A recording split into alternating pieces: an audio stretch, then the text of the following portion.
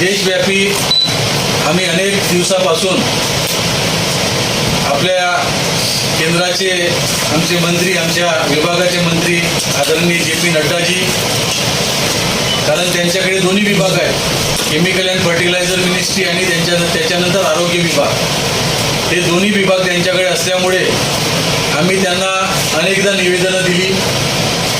आदरणीय पियुषजी गोयल ज्यावेळेस अर्थमंत्री होते त्यांना सुद्धा त्या संदर्भामध्ये आम्ही पत्र व्यवहार केलेला आहे. देशाचे पंतप्रधान आदरणीय नरेंद्रजी मोदी यांना सुद्धा आम्ही अनेकदा आमच्या संघ all India chemist and druggist असोसिएशनच्या वतीने निवेदन दिले. या निवेदनाचा प्रामुख्याने जर आपण विचार केला तर साधारणतः राज्यामध्ये अखिल भारतीय संघटनेमध्ये आमचे जवळपास 12.5 लाख केमिस्ट आपल्याला या आरोग्य सेवेमध्ये सेवा देत आहेत. राज्यामध्ये जवळपास आमचे 1.25 लाख केमिस्ट या महाराष्ट्र राज्यामध्ये आमचे अविरत सेवा देत आहेत. आज आपण पाहिलं की ग्रामीण भागामध्ये किंवा शहरी भागामध्ये प्रत्येक ठिकाणी अनेक वर्षापासून ज्या रुग्णांची ज्या प्रतिष्ठानावरती किंवा ज्या प्रोफेशनवरती लोकांची निष्ठा आहे किंवा त्यांचा एक विश्वास आहे, ती विश्वास संपादन अनेक वर्षापासून अविरत सेवा दिल्यामुळे आणि योग्य सेवा दिल्यामुळे त्यास अजूनही त्यांच्यावरती ती बाधित आहे. आणि साधारणतः या व्यवसायामध्ये जे अनेक वर्षापासून सेवा देत आहेत, आज त्यांच्या व्यवसायावरती कुठेतरी आज फार मोठं संकट या ठिकाणी आलेलं राज्य संघटनेला आणि अखिल भारतीय संघटनेच्या निदर्शनास येत आहे. हे संकट म्हणजे कुठलं, तर आज आपण पाहिलं की प्रत्येक व्यवसायामध्ये किरकोळ विक्रेता जो आहे हा कालांतरामध्ये किरकोळ विक्रेत्याचा व्यवसाय जो आहे तो कुठे ना कुठे खालावत चाललेला आहे. आज त्याची उपजीविका, त्याच्या कुटुंबाची उपजीविका आणि त्याच्यावरती निर्भर असलेल्या कर्मचाऱ्याची उपजीविका कशा पद्धतीने चालवायची हा फार मोठा प्रश्न हा किरकोळ विक्रेत्यांसमोर उभा झालेला आहे. आज तोच प्रश्न आमच्या सुद्धा व्यवसायामध्ये आलेला आहे. आणि आमच्या व्यवसायामध्ये फक्त त्यांना माल संस्कृतीमध्ये किंवा त्यांना इतर याच्यामध्ये आपण पाहिलं किंवा ऑनलाईनच्या माध्यमाने की त्याच्यामध्ये ऑनलाईनच्या माध्यमाने ज्या वस्तू पुरवल्या जातात तीच औषधी सुद्धा ऑनलाईनच्या माध्यमाने पुरवण्याचं एक प्रभाग ही म्हणजे अघोषित प्रवाह आमच्या या व्यवसायामध्ये येऊन ठेवलेला आहे. कोविडच्या काळामध्ये एक नोटिफिकेशन केंद्र शासनाने काढलेलं होतं, त्याची कॉपी सुद्धा मी आपल्याला या ठिकाणी देईल. त्याला GSTR 220A ज्याच्या माध्यमाने जे ऑनलाईन ज्याला कुठलंही अधिकार नाही किंवा ज्याला लोकसभेमध्ये किंवा राज्यसभेमध्ये कुठली मंजुरी नसताना एक ऑनलाईनच्या माध्यमाने या ठिकाणी औषधीचा पुरवठा हा प्रत्येक रुग्णांच्या घरी देत आहे. ड्रग अँड कॉस्मेटिक ॲक्टमध्ये आम्ही आमचा व्यवसाय जो आहे तो आमचा एक ड्रग अँड कॉस्मेटिक ॲक्टच्या माध्यमाने चालत असतो. संपूर्ण जगामध्ये जर तुम्ही म्हणजे परिस्थिती जर पाहिली तर डॉक्टर लोक जे असतात ते डायग्नोसिस करत असतात जगामध्ये आणि फार्मसिस्ट जो असतो तो औषधी देत असतो. म्हणजे कुठले ब्रँड आपण त्यांना औषधी द्यायची या संदर्भामध्ये फार्मसिस्टला नॉलेज असतो, कारण तो फार्माकॉलॉजीचा विषय हा बाय बर्थ आमच्या फार्मसिस्ट लोकांना असतो. परंतु देशाची अनेक वर्षाची जी प्रथा होती ती अजूनही बदललेली नाही. केंद्रामध्ये अशा पद्धतीचं त्या ठिकाणी भाकीत केल्या गेलेलं होतं की या ठिकाणी नंबर ऑफ डॉक्टर्स कमी आहेत, त्याच्यामुळे डॉक्टरांवरती आरोग्य हा जो असतो की त्यांना आरोग्यविषयक सल्लागार ते असतात, डायग्नोसिस ते व्यवस्थित करतात, म्हणून त्यांनीच डायग्नोसिस करायचं आणि त्यांनीच प्रिस्क्रिप्शन केलेली औषधी ही आमच्या फार्मसिस्ट लोकांनी फार्माकॉलॉजीचा विषय आमच्या लोकांना असल्यानंतर सुद्धा त्यांना आम्हाला कुठलाही बदल न करता तीच औषधी आम्हाला आजही आतापर्यंत आम्हाला ती पूर्ववत देण्यात आम्हाला भाग पडत आहे. हा कायदा आहे. तर ड्रग अँड कॉस्मेटिक ॲक्टमध्ये या कायद्याअंतर्गत आम्ही ह्या प्रोफेशनमध्ये आम्ही व्यवसाय करत आहोत. परंतु हा व्यवसाय रुग्णांना सेवा देण्याच्या दृष्टिकोनातून आम्ही हा व्यवसाय करीत आहोत.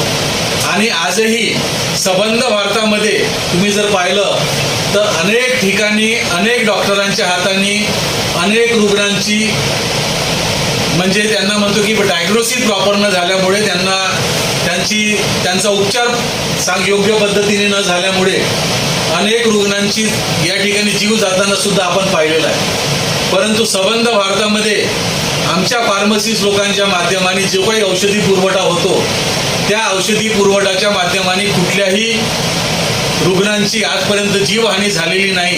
हा आजपर्यंत आमच्या या प्रोफेशनचा सर्वात मोठा हा उच्चांक आहे. आणि आम्ही या व्यवसायामध्ये अनेक वर्षापासून जी सेवा देतोय या सेवेचा आणि त्यांच्या रुग्णांचा असलेला हा विश्वास आहे. आणि कदाचित याच कारणामुळे त्यांचा तो विश्वास आहे हा पारंपरिक रूपाने आमच्यावरती तो वाढत गेलेला आहे. तर ती पूर्ववत सेवा रुग्णांना आमच्या ती चांगली मिळावी, त्यांच्या आरोग्याचं रक्षण चांगलं मिळावं. आजच्या घडीला डॉक्टरांकडे सुद्धा वेळ नसतो की कुठली औषधी कधी घ्यायची, कशी घ्यायची या संदर्भामध्ये सुद्धा त्यांना पेशंटला सांगण्याची त्यांच्याकडे वेळ नसते. परंतु आमच्या केमिस्ट लोकांना, आमच्या फार्मसिस्ट लोकांना आमच्या महाराष्ट्र राज्य औषध परिषदेच्या वतीने त्यांना प्रशिक्षण देऊन त्या प्रशिक्षणार्थ आम्ही ती औषधी कशी घ्यायची आणि ती कशी द्यायची या संदर्भामध्ये आम्ही ते प्रशिक्षण देऊन आमच्या सदस्यांना हे प्रशिक्षित करीत असतो आणि त्या अनुषंगाने आम्ही ही सेवा देत असतो. तर आजचा जो विषय आहे की याच्यामध्ये आमच्या याच्यावरती जे होऊ घातलेला जो विषय आहे की याच्यामध्ये जसं आपण किराणा सामान म्हटलं किंवा आपण फळं म्हटलं किंवा भाजी म्हटलं ही जर आपल्याला ऑनलाईनच्या माध्यमाने मिळतात तर त्याच्यामध्ये कदाचित त्यांच्या आरोग्यावरती तो दुष्परिणाम होत नाही. परंतु ऑनलाईनच्या माध्यमाने आज आम्हाला जे आहे की ऑनलाईन ज्याला जी अघोषित शृंखला आमच्या याच्यामध्ये आलेला आहे, ज्याला कुठलीही लोकसभेमध्ये किंवा राज्यसभेमध्ये मंजुरी नाही. कारण त्याला याकरिता मंजुरी नाही कारण की आमच्या या प्रोफेशनमध्ये असे अनेक औषधी आहेत की ज्याच्यामध्ये लोकांना काही वेळेस ज्या वेळेस पेशंट हा अत्यंत आजारी असतो त्या आजारीच्या जेव्हा ऑपरेशन झालेलं असतात तेव्हा त्यांना अशा प्रकारची औषधी दिल्या जाते की त्यांना ती झोप यावी, त्यांना तो त्रास होऊ नये. तर अशा पद्धतीची औषधी दिल्या जातात.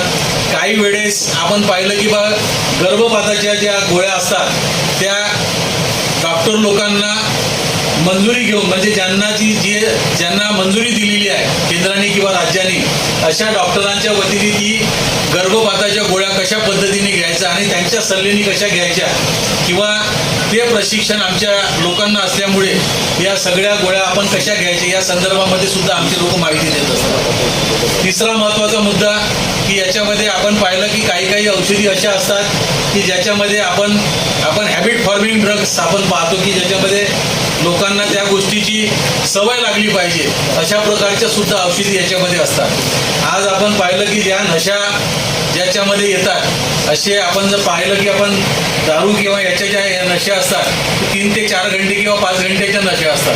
6 घंटे सुद्धा त्या पेशंटला एक नशेसारखं किंवा सेडेशन सारखं त्या ठिकाणी ती परिस्थिती उद्भवत असते. तर अशा प्रकारच्या औषधे या ऑनलाईनच्या माध्यमाने सर्रासपणे आजच्या नवीन पिढीला ती मिळत आहे. ज्याच्यामध्ये MTP किट झालं किंवा ज्याच्यामध्ये ॲबॉर्शनच्या गोळ्या झाल्या या नवीन जनरेशनला याच्यामध्ये जे आहे की त्या सर्रासपणे मिळत असलेल्या येणारी पिढी याच्यामध्ये कुठेतरी याच्यामध्ये या प्रवाहामध्ये कुठेतरी संपुष्टात येईल आणि या सगळ्या औषधी हॅबिट फॉर्मिंग ड्रग त्यांना इझिली उपलब्ध झाल्यामुळे त्यांचं आरोग्य आणि पुढील पिढीचं आरोग्य याच्यामध्ये कुठेतरी नष्ट होईल या दृष्टिकोनातून आम्ही ऑनलाईन या संदर्भामध्ये केंद्र शासनाला आणि केंद्राच्या सगळ्या नेत्यांना मंत्रिमंडळांना आम्ही पत्र देऊन या संदर्भामध्ये आम्ही निवेदनं दिलेली आहे. त्या संदर्भामध्ये आम्ही 20 मे 2026 हा साधारणतः म्हणजे 19 मे रात्री 12 वाजेपासून तर 12 मे रात्री 12 वाजेपर्यंत आमचा संबंध भारत बंद 20 मे म्हणजे 19 मे रात्री 12 पासून 20 मे रात्री 12 पर्यंत 24 तास आमचा हा बंद जो आहे तो अखिल भारतीय संघटनेचा 12.5 लाख लोकांचा आमच्या त्याच्यामध्ये बंद हा सहभागी राहील. या बंदमध्ये आमच्या ज्या मागण्या आहेत केंद्राला त्या 2 मागण्या आहेत ज्यांचे 2 नोटिफिकेशन त्या गव्हर्नमेंटने जे काढलेलं होतं की ज्याच्यामध्ये कोविडच्या काळामध्ये औषधी ही लोकांच्या घरापर्यंत पुरवली पाहिजे त्या अनुषंगाने ते नोटिफिकेशन काढलेलं होतं. पण त्याचा गैरफायदा ही ऑनलाईनवाली कंपन्या घेत आहेत किंवा ऑनलाईनच्या पोर्टलवरती काम करणारी मंडळी घेत आहेत. त्याच्यामुळे आम्ही त्या दोन्ही नोटिफिकेशन जे आहेत गव्हर्नमेंटने रद्द करावे या अनुषंगाने आम्ही हा बंद पुकारलेला आहे. त्याच्यामध्ये आपल्या सर्व पत्रकार लोकांचा सुद्धा आम्हाला सहभाग पाहिजे. याच्यामध्ये जवळपास तुम्ही जर पाहिलं की या सगळ्या ऑनलाईनच्या माध्यमाने बनावट औषधंसुद्धा आजच्या घडीला या सगळ्या व्यवसायामध्ये येत आहेत आणि ती बनावट औषधं त्यांच्या लोकांच्या आरोग्यावरती कुठल्या ना कुठल्या प्रकारे परिणाम करतील. तो परिणाम न व्हावा, लोकांच्या आरोग्याची काळजी आजपर्यंत संबंध भारतामध्ये मागील 50 ते 60 वर्ष 70 वर्षापासून केमिस्ट संघटना ही घेत आलेली आहे. त्या अनुषंगाने ती अविरत राहावी या दृष्टिकोनातून आज आपल्याला या पत्रकार परिषदेच्या माध्यमाने मी आपल्याला संबोधित आहे. आपल्या सगळ्यांना विनंती आहे की या पत्रकार परिषदेच्या माध्यमाने आपल्या लोकप्रिय वृत्तपत्रामध्ये किंवा मीडियामध्ये आपण ती प्रसारित करावी आणि या अनुषंगाने आपल्या लोकांच्या आरोग्याची आपण सुद्धा कृपा करून काळजी घ्यावी. हे अशा प्रकारचं आम्ही जे एक पॅम्पलेट आपल्या भंडारा जिल्ह्याच्या वतीने या ठिकाणी बनवलेलं आहे. ते पॅम्पलेट सुद्धा आम्ही जे आहे की हे पॅम्पलेट आपल्याला या ठिकाणी दर्शवतोय. या पॅम्पलेट आपल्याला या ठिकाणी प्रेस नोट सोबत आपण तुम्हाला देत आहोत. कृपा करून आपल्या लोकप्रिय वृत्तपत्रामध्ये आजच्या या झालेल्या पत्रकार परिषदेच्या माध्यमाने आपण या बंदच्या बाबत आमच्या सगळ्या केमिस्ट लोकांना, केमिस्ट संघटनेला आपण सहकार्य करावं हीच अपेक्षा या ठिकाणी करतो आणि माझ्या मी शब्दाला विराम देतो.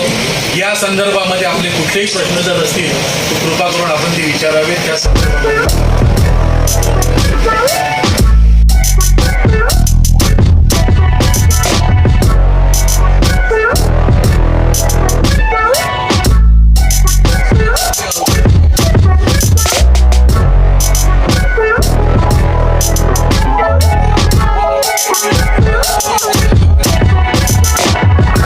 की ज्याच्यामुळे कॉमन व्यक्तीला किंवा रुग्णांना म्हणजे त्रास सहन करावा लागतो. म्हणजे जसं की काही विशिष्ट डॉक्टरांकडे म्हणजे आता प्रिस्क्रिप्शन जे लिहिलं जातं त्याच्यामध्ये त्याचं जे त्याला काय म्हणून आपण पेटेंट औषधी असतात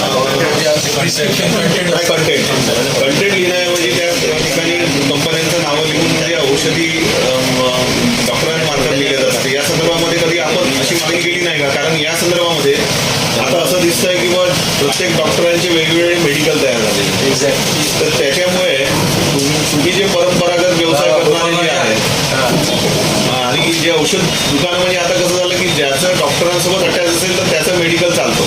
बरोबर, अशी परिस्थिती आहे. किंवा मग ज्यांच्याकडे खूप सारं आहे तर ते करतायत, आता नाव आहे पण हळूहळू ते संपत चाललेलं आहे. तर दुसरं यासोबतच आता प्रायव्हेट कंपन्या आल्यात त्या डिस्काउंट ऑफरमध्ये शहरांमध्ये वेगवेगळ्या ठिकाणी त्यांचे हे लागून ते पण डिस्काउंटमध्ये देत आहेत. तर ह्या संदर्भामधलं म्हणजे कधी अशा मागणी तुमच्या या ऑल इंडिया केमिस्ट असोसिएशन याच्यापूर्वी केल्या आहेत का? आम्ही जवळपास 30 वर्षापासून केंद्राला पत्रव्यवहार करतोय. आता जो विषय आपण ठेवला तो अत्यंत मोलाचा विषय आहे. त्याच्यामध्ये आपण जगामध्ये ही परिस्थिती आहे म्हणजे भारत सोडलं तर बाकी इतर जगामध्ये जे आपण बोललात की त्या ठिकाणी डॉक्टर जे असतात की त्यांना आजार कुठला आहे या संदर्भामध्ये ती माहिती लिहितात. म्हणजे फॉरेनमध्ये जर तुम्ही पाहिलं तर आमचे फार्मसिस्ट लोक जे असतात ते त्यांचं ब्लड प्रेशर, शुगर टेस्ट ते आमचे फार्मसिस्ट लोक करत असतात. पण या ठिकाणी परिस्थिती ही वेगळी आहे. या ठिकाणी म्हणजे आपण पाहिलं की बा अशा पद्धतीची खऱ्या अर्थाने डॉक्टर लोकांनी मेडिकल थाटायलाच नाही पाहिजे. सगळ्यात महत्त्वाचा मुद्दा त्यांनी आता या आरोग्य शृंखलेमध्ये कसं आहे, या सेवेमध्ये साधारणतः 3 ते 4 चॅनल वर्किंग करतात. एक पाहिलं आपण फार्मा इंडस्ट्री, याच्यामध्ये सगळ्यात मोठं काम करते की औषधी बनवण्याचं कार्य ही फार्मा कंपनी करत असते. त्या औषधी लिहिण्याचं आणि औषधी लिहिण्याकरिता प्रवृत्त करण्याचं कार्य त्या कंपन्यांचे सगळे मार्केटिंगवाले लोक करत असतात. बरोबर आहे. त्याच्यानंतर त्या औषधी लिहिण्याचं कार्य हे डॉक्टर लोक करत असतात आणि त्या औषधी पुरवठा करण्याचं कार्य आमच्या याच्यामध्ये 2 शृंखला मेन आहे. मुख्य 2 शृंखला आहेत ज्याच्यामध्ये होलसेलर आणि रिटेलर अशा 2 कॅटेगरी आहेत. आणि आमच्या ड्रग अँड कॉस्मेटिक ॲक्टमध्ये तुम्ही जर पाहिलं त्याच्यामध्ये हा पहिला असा प्रोफेशन आहे की ज्याच्यामध्ये आमच्या मार्जिन डिफाईन केले गेली. असं कुठलंच प्रोफेशन नाही आहे. तुम्ही प्रत्येक व्यवसायाचं जर तुम्ही पाहिलं की त्यांच्या व्यवसायामध्ये मार्जिन डिफाईन केले गेलेली नाही, परंतु आमच्या व्यवसायामध्ये ड्रग अँड कॉस्मेटिक ॲक्टच्या माध्यमाने आम्हाला 8 आणि 16% मार्जिन ही मार्जिन गव्हर्नमेंटच्या माध्यमाने आम्हाला त्या याच्यामध्ये ड्रग अँड कॉस्मेटिकच्या ॲक्टमध्ये आम्हाला ती म्हणजे डिफाईन केली गेली. चालेल ना? सन्माननीय सर्व पत्रकार बंधू, आपल्या सगळ्यांचं या ठिकाणी भंडारा जिल्हा केमिस्ट अँड ड्रगिस्ट असोसिएशन आणि महाराष्ट्र राज्य केमिस्ट अँड ड्रगिस्ट असोसिएशनच्या वतीने सहर्ष स्वागत करीत आहे. आजच्या या पत्रकार परिषदेमध्ये भंडारा जिल्ह्याचे अध्यक्ष संजयजी खत्री, सचिव श्री कांतिकुमारजी ढेंगे, सर्व जिल्हा पदाधिकारी आणि आमचे सर्व तालुक्यातील जवळपास 7 तालुके, या 7 तालुक्याचे तालुका प्रमुख आणि त्यांचे सहकारी या ठिकाणी उपस्थित आहेत. आजची ही पत्रकार परिषद आपल्यासमोर घेताना जो गंभीर विषय आमच्या केमिस्ट आणि फार्मसिस्ट कम्युनिटीसाठी जो होऊ घातलेला आहे, त्या संदर्भामध्ये आपल्याला विस्तृत माहिती देणं हे आमचं आद्य कर्तव्य समजतो. आणि आजची पत्रकार परिषद घेण्याकरिता आपली सर्वांची मी या ठिकाणी मंजुरी घेतो.